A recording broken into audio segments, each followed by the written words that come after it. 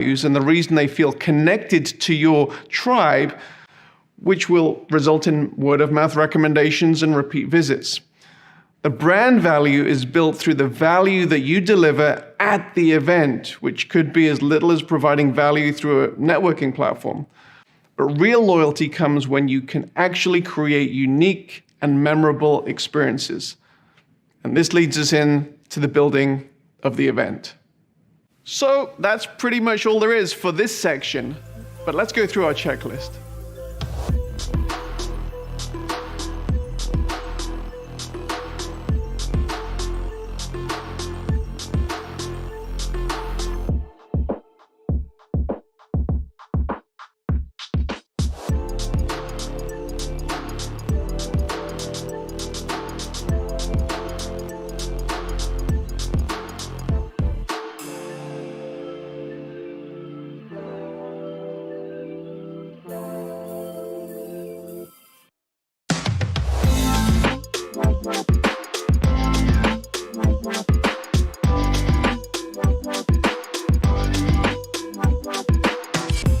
So we've thought about the why of your event. We've thought about who your main audience is and how you will communicate to them about attending.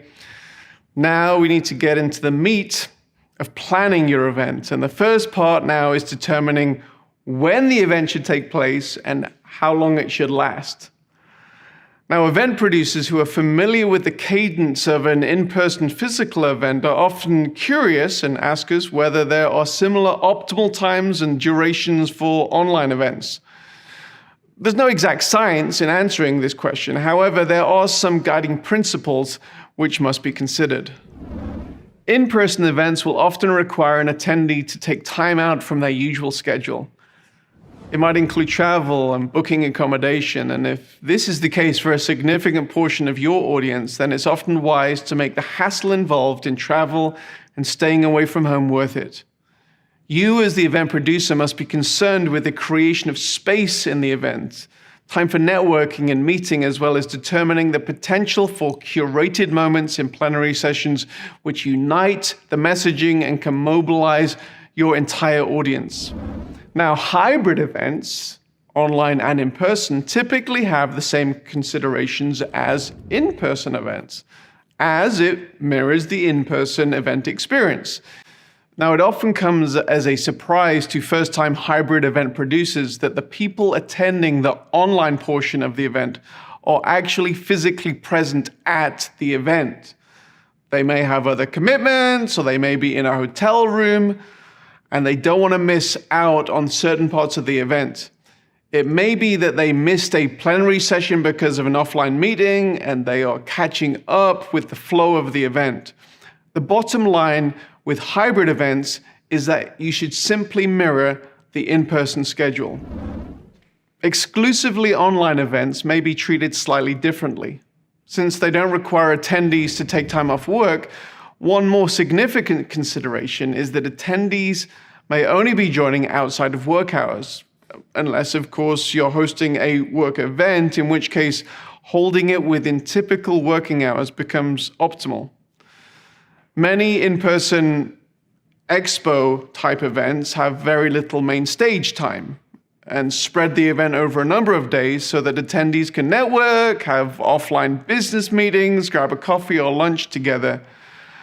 These same components are not all present with online events. The event isn't constrained by a physical place, and therefore the times when aspects of the event happen will differ.